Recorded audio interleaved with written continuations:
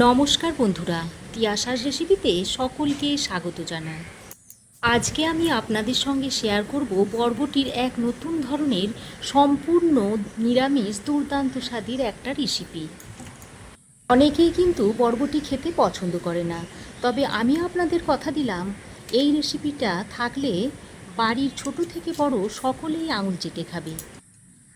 কেউ যদি বরবটি খেতে পছন্দ না করে তাকে একবার এই রেসিপিটা বানিয়ে দিয়ে দেখবেন। আর বরবটির এই রেসিপিটা গরম ভাত হোক বা রুটি পরোটা যে কোনো কিছুর সাথে খেতে দারুণ লাগে। তবে বন্ধুরা, আপনাদের কাছে আমার একটাই অনুরোধ রইল যে বরবটির এই রেসিপিটা একবার অন্তত বাড়িতে বানিয়ে দেখবেন আর একটা কমেন্ট করে আমাকে জানাবেন যে কেমন হয়েছিল। তবে বন্ধুরা, আপনারা এই ভিডিওটা একদম মিস করবেন না। তাহলে আমি কি পদ্ধতিতে এই রেসিপিটা বানালাম আর কি কি মশলা আমি এখানে অ্যাড করলাম সেটা আপনারা মিস করে যাবেন, আর রান্নাটা তখন তাহলে এতটা ভালো হবে না। তাহলে চলুন বন্ধুরা, রেসিপিটা দেখে নেওয়া যাক। এখানে আমি বেশ কিছুটা পরিমাণ বরবটি কেটে নিয়েছি।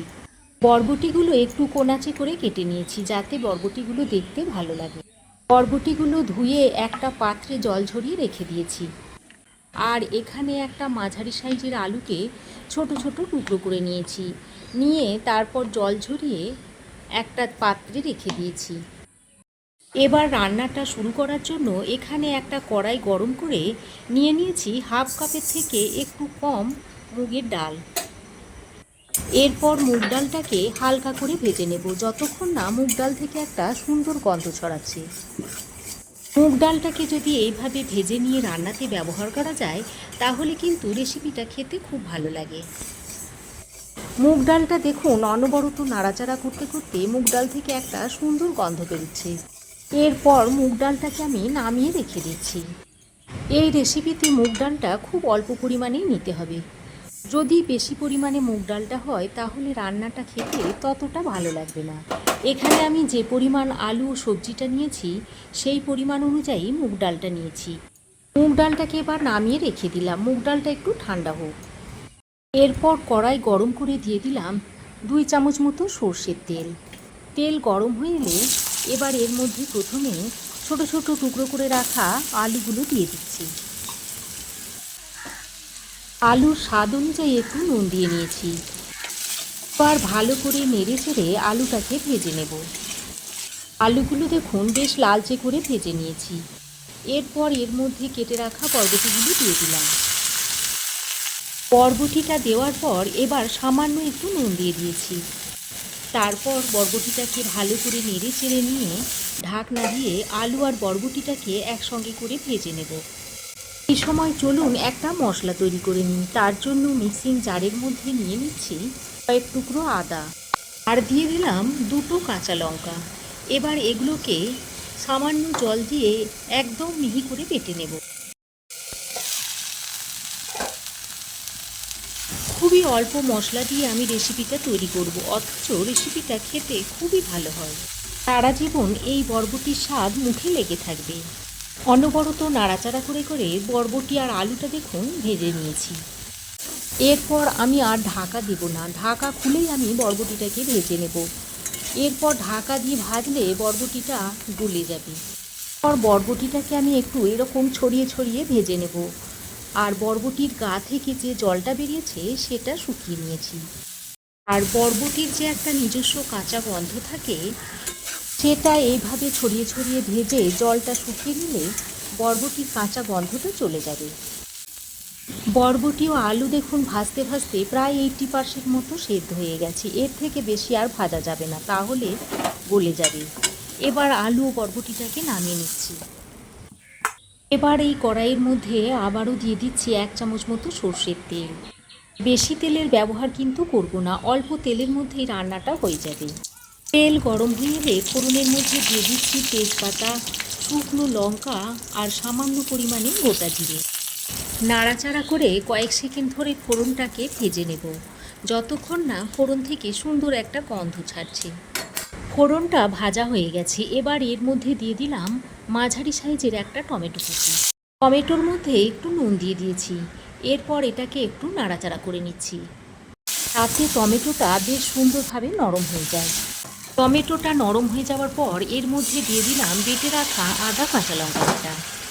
এখানে কিন্তু আপনারা যেমন ঝাল খান সেই অনুযায়ী কাঁচা লঙ্কাটা দিয়ে দেবেন। গ্যাসের ফ্লেমটাকে লো টু মিডিয়ামে করে মশলাটাকে ভালো করে কষিয়ে নিয়েছি, আর আদা কাঁচা লঙ্কার গন্ধটা চলে গেছে। এবার এরপর এখানে কিছু গুঁড়ো মশলা অ্যাড করছি, আর গুঁড়ো মশলার পরিমাণটা আপনারা একটু দেখে নিন। সামান্য পরিমাণে মশলা আমি এখানে ব্যবহার করছি। হলুদ গুঁড়ো, জিরে গুঁড়ো, ধনে গুঁড়ো আর কাশ্মীরি লঙ্কার গুঁড়ো। এটা কিন্তু সম্পূর্ণ অপশনাল, আমি এটা কালারের জন্য দিলাম, আপনারা চাইলে নাও দিতে পারেন। পুরো মশলাগুলো দেওয়ার পর সামান্য একটু জল দিয়ে দিয়েছি, তা না হলে মশলাগুলো পুড়ে যাবে। এবার এখানে দিয়ে দিলাম ভেজে ধুয়ে পরিষ্কার করে রাখা মুগের ডালটা। মুগের ডালটা দেওয়ার পর মশলার সাথে নাড়াচাড়া করে এটাকে ভালো করে কষিয়ে নিচ্ছি। প্রায় 1 থেকে 1.5 মিনিট সময় ধরে মশলার সঙ্গে মুগের ডালটাকে লো টু মিডিয়াম ফ্লেমে ভালো করে কষিয়ে নিচ্ছি। তাহলে মুগ ডালের গন্ধটা সুন্দরভাবে বেরিয়ে আসবে আর রেসিপিটা খেতে খুব ভালো লাগবে। প্রায় 1.5-2 মিনিট সময় ধরে মশলার সঙ্গে মুগের ডালটাকে লো টু মিডিয়াম ফ্লেমে ভালো করে কষিয়ে নেওয়ার পর এবার এর মধ্যে দিয়ে দিচ্ছি বড় কাপের 1 কাপ মতো জল। 1 কাপ জল দিয়ে ভালো করে নেড়েচেড়ে ঢাকনা দিয়ে ঢেকে রাখছি। প্রায় 50% মতো মুগ ডালটাকে সেদ্ধ করে নিতে হবে। বেশি কিন্তু আর সেদ্ধ করব না, নইলে কিন্তু মুগ ডালটাও একেবারে গলে যাবে, তখনও রেসিপিটা খেতে ভালো লাগবে না। মুগ ডালটা দেখুন কতটা ফুলে উঠেছে। এবার আমি এর মধ্যে ভেজে রাখা বরবটি ও আলুগুলো দিয়ে দিচ্ছি। বরবটি ও আলুটা দেওয়ার পর আবারও 1 থেকে 1.5 মিনিট সময় ধরে মশলার সঙ্গে ভালো করে কষিয়ে নিচ্ছি। তাহলে কিন্তু রেসিপিটা খেতে বেশ ভালো লাগবে। মশলা ও মুগ ডালের সাথে আলু ও বরবটিটাকে বেশ ভালো করে মেশানো হয়ে গেছে। এবার আমি এখানে কিছুটা পরিমাণে জল দিয়ে দিচ্ছি। এখানে যদি আপনারা শুকনো শুকনো রাখতে চান বা গামাখা গামাখা করতে চান, সেই অনুযায়ী জলটা আপনারা দিয়ে নেবেন। তবে এখনও কিন্তু মুগ ডালটা অল্প একটু সেদ্ধ হবে। মুগ ডালটা এমনভাবে সেদ্ধ করতে হবে যাতে মুগ ডালটা গোটা গোটাই থাকে অথচ সেদ্ধ হয়ে যায়। এবার ঢাকা দিয়ে প্রায় 4 থেকে 5 মিনিট মতো মুগ ডালটাকে সেদ্ধ করে নিতে হবে। প্রায় 4-5 মিনিট সময় ধরে মুগ ডালকে ভালো করে সেদ্ধ করে নিয়েছি। এরপর মুগ ডালগুলোকে আপনাদের একটু দেখিয়ে দিই। দেখুন গোটা গোটা রয়েছে অথচ হাতে করে চাপ দিলে ভেঙে যাচ্ছে। ঠিক এইভাবে সেদ্ধ করে নিতে হবে। এটা প্রায় রেডি হয়ে গেছে। এবার আমি এখানে দিয়ে দিচ্ছি 1 চামচ মতো ঘি, দিয়ে দিচ্ছি অল্প একটু গরম মশলার গুঁড়ো। ঘি ও গরম মশলার গুঁড়োটা দিয়ে ভালো করে নেড়েচেড়ে একবার মিশিয়ে নিচ্ছি। সব শেষে স্বাদ মতো একটু চিনি দিয়ে দিচ্ছি, আর চিনিটা অবশ্যই দেবেন, তাহলে স্বাদের ব্যালেন্সটা ঠিকঠাক হবে আর খেতেও বেশ ভালো লাগবে। নাড়াচাড়া করে চিনিটা দিয়ে ভালো করে মিশিয়ে নিয়েছি। বরবটিগুলো দেখুন বেশ গোটা গোটা রয়েছে অথচ খুব সুন্দরভাবে সুসেদ্ধ হয়ে গেছে। রেসিপিটা একদম রেডি। এবার গ্যাসের ফ্লেমটা অফ করে 5 মিনিটের মতো ঢাকা দিয়ে রেখে তারপর রেসিপিটা সার্ভ করে দিচ্ছি। এতে করে মশলাটা রেসিপির ভিতরে খুব ভালোভাবে ঢুকে যাবে।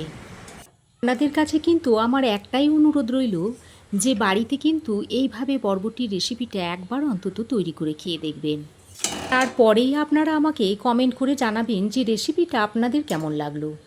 ভালো লাগলে অবশ্যই একটা লাইক ও শেয়ার করবেন। পাশে থাকা বেল আইকনটা অবশ্যই প্রেস করবেন। আর আমার চ্যানেলে নতুন বন্ধু হয়ে থাকলে প্লিজ চ্যানেলটা সাবস্ক্রাইব করার অনুরোধ রইল।